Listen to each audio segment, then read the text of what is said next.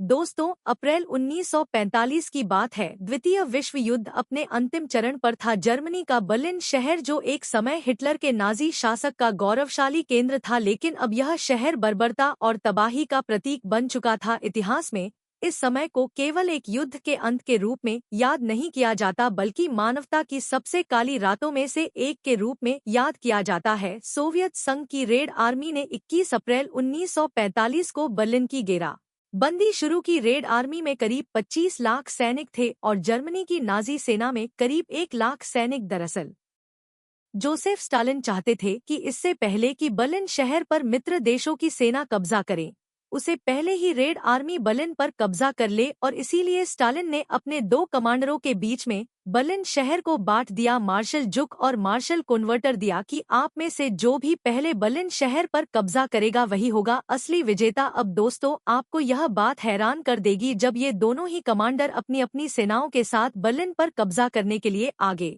बढ़ रहे थे, तो कई बार ऐसा वक्त भी आया कि ये दोनों ही सेना आपस में ही लड़ पड़ी।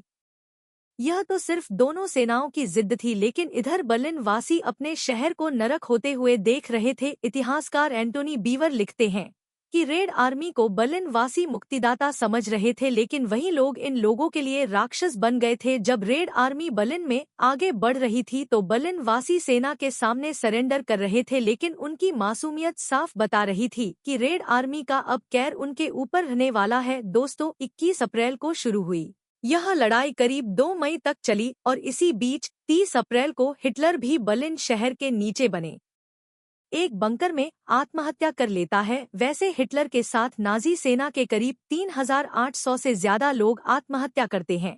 2 मई को रेड आर्मी का बर्लिन शहर पर कब्जा हो जाता है। अब यह पूरी दुनिया के लिए अच्छी बात थी कि वर्ल्ड वॉर तक खत्म होने वाला था, लेकिन बर्लिन वासियों के ऊपर अभी एक कहर बाकी था, और वह था रेड आर्मी के सैनिक। जब बर्लिन शहर की लड़ाई शुरू हुई थी तो रेड आर्मी का एक नारा था, किसी पर भी दया नहीं दिखानी है। और जब बर्लिन शहर पर रेड आर्मी का कब्जा हो गया तो इस नारे को सैनिक सच करने लगे थे। दोस्तों, शायद आप इस बात पर यकीन नहीं कर पाएंगे कि रेड आर्मी के सैनिकों ने जर्मनी के अंदर करीब 20 लाख महिलाओं के साथ यौन हिंसा की। कहीं इतिहासकारों का कहना है कि यूरोप के अंदर भले ही वर्ल्ड वॉर 2 खत्म हो चुका था, लेकिन रेड आर्मी का कहर जर्मन महिलाओं के ऊपर खत्म नहीं हो रहा था। कहा जाता है कि रेड आर्मी के सैनिकों ने 8 साल की बच्ची से लेकर 80 साल की बूढ़ी महिला तक को अपनी हवस का शिकार बनाया। बर्लिन के अस्पतालों का डाटा सामने आया था, जिसमें पता चला था कि रेड आर्मी के कहर से करीब 1 लाख महिलाएं अस्पतालों में भर्ती हुई थी। अब वैसे तो रेड आर्मी ने बर्लिन शहर के अंदर डायरी या फिर बुक लिखने पर प्रतिबंध लगा रखा था, लेकिन फिर भी ऐसी कई महिलाएं थी जिन्होंने छुपकर अपनी डायरी लिखी। बाद में कई कहानियां सामने आई। एक ऐना नाम की 12 साल की बच्ची, जिसके सामने रेड आर्मी के सैनिकों ने उसकी मां और बहन को अपनी हवस का शिकार बनाया, और बाद में वह बच्ची इतनी आहत हुई कि उसने खुदकुशी कर ली। ऐसे ही एक और महिला थी, 30 साल की, नाम था मार्ता, जो बर्लिन के एक अस्पताल में नर्स थी। उसने कहा कि रेड आर्मी के सैनिकों ने मरीजों को भी नहीं छोड़ा, वह अस्पताल के अंदर घुस गए और जो महिलाएं बीमार थी उनको भी अपनी हवस का शिकार बना दिया। कहीं पत्रों के अंदर यह भी लिखा था कि रेड आर्मी के सैनिकों के लिए उम्र कोई मायने नहीं रखती थी। एक फ्रेडा नाम की महिला थी जो 70 साल की थी। उसको लगा कि शायद वह कमजोर और बूढ़ी है, इसकी वजह से वह हवस का शिकार नहीं बनेगी, लेकिन रेड आर्मी के सैनिकों ने उसको भी नहीं छोड़ा। और बाद में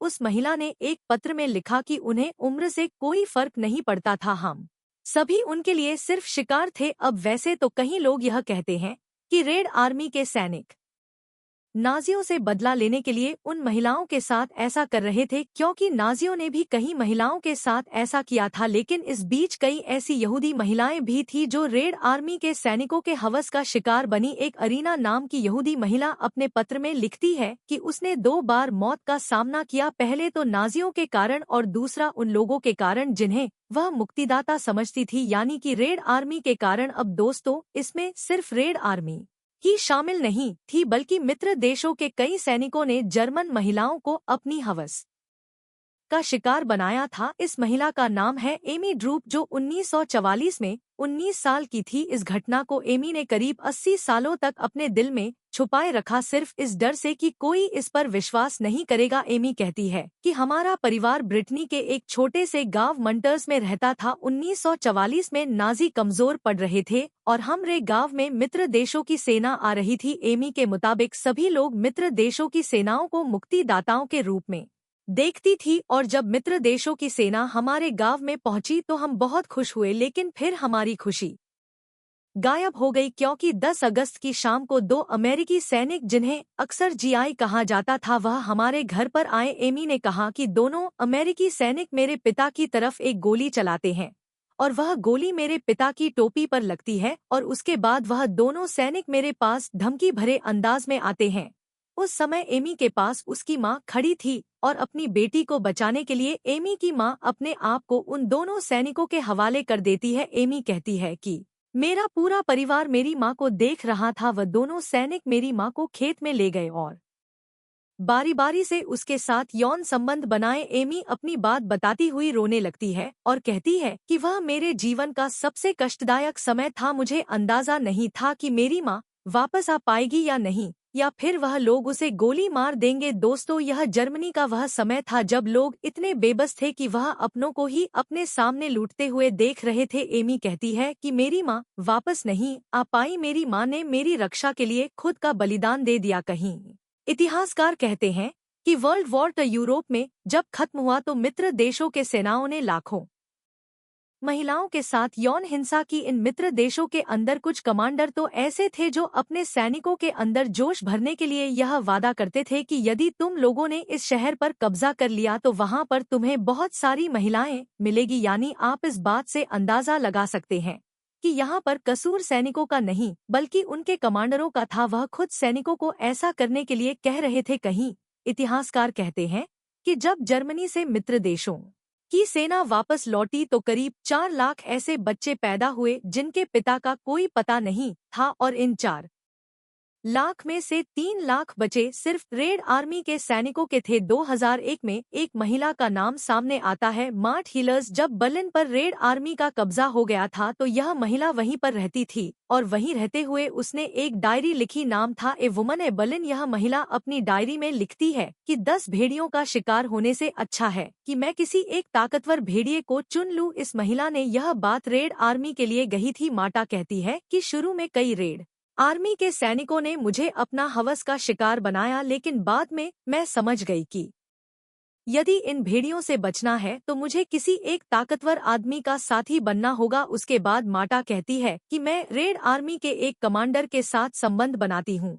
इसलिए नहीं कि मुझे उससे प्यार था, इसलिए ताकि मैं दूसरी रेड आर्मी के सैनिकों से बच सकूं। वैसे मार्था कोई अकेली औरत नहीं थी जिसने ऐसा कदम उठाया। ऐसी लाखों महिलाएं थी जो इन सैनिकों से बचने के लिए किसी एक आदमी के साथ प्रेम संबंध शुरू करती है। हैर की बात तो यह है दोस्तों कि जब मित्र देशों की सेना और रेड आर्मी जर्मनी से वापस लौटती है तो भी वह महिलाएं खुलकर दुनिया के सामने नहीं आती है। जिन महिलाओं के साथ ऐसा अत्याचार हुआ था वह महिलाएं जिंदगी भर चुप रही और कई ऐसी महिलाएं थी जो अपनी इस कहानी को दिल में छुपाकर कब्रों में चली गई, लेकिन उन्होंने अपनी कहानी कभी किसी को नहीं बताई। इतिहासकार एंटोनी बीवर लिखते हैं कि सैनिकों द्वारा किया गया यह अत्याचार सोवियत के बड़े नेताओं को भी पता था, लेकिन उन्होंने रोका नहीं बल्कि इसे एक बदला समझा। यानी कि जर्मनी के लोग जिन लोगों को मुक्तिदाता और अपना साथी समझ रहे थे वही लोग उन लोगों के लिए राक्षस बन गए। जब इतिहासकार एंटोनी बीवर ने इस घटना पर शोध करना शुरू किया तो कई ऐसी जर्मन महिलाएं सामने आई जो दुनिया के सामने नहीं आना चाहते थी, लेकिन उन्होंने अपनी कहानी बताई। कई महिलाओं ने कहा कि उन लोगों को उम्र से कोई फर्क नहीं पड़ता था। 8 साल की बच्ची से लेकर 80 साल की महिलाओं को भी उन लोगों ने अपनी हवस का शिकार बनाया। इनमें से कुछ महिलाएं ऐसी थी जिन्होंने कहा कि हमारे साथ जब अत्याचार हुआ तो हम लोग आवाज उठाना चाहते थे, लेकिन हमारी बात पर किसी ने विश्वास नहीं किया। रेड आर्मी और मित्र देशों की सेनाओं ने जर्मन महिलाओं के साथ जो किया यह घटना दशकों तक छुपी रही। वैसे 2008 में इस घटना पर एक फिल्म भी बनी थी जिसका नाम था ए वुमन इन बर्लिन। कहीं इतिहासकारों का यह भी मानना है कि ये इतिहास की सबसे बड़ी यौन हिंसा की घटना है। जर्मन महिलाओं के साथ जो मित्र देशों के सेनाओं ने किया वह आज तक इतिहास में कभी नहीं हुआ। आज भले ही दोस्तों बर्लिन एक आधुनिक शहर है जहां इतिहास के इन कालेपनों को पीछे छोड़ने की कोशिश हो रही है, लेकिन यह जरूरी है कि इन घटनाओं को याद रखा जाए ताकि भविष्य में ऐसी रास्ते किसी को ना देखनी पड़े। उम्मीद है दोस्तों वीडियो आपको अच्छा लगा होगा। वीडियो पसंद आया हो तो वीडियो को लाइक और चैनल को सब्सक्राइब जरूर कर देना। मिलते हैं अगले वीडियो में।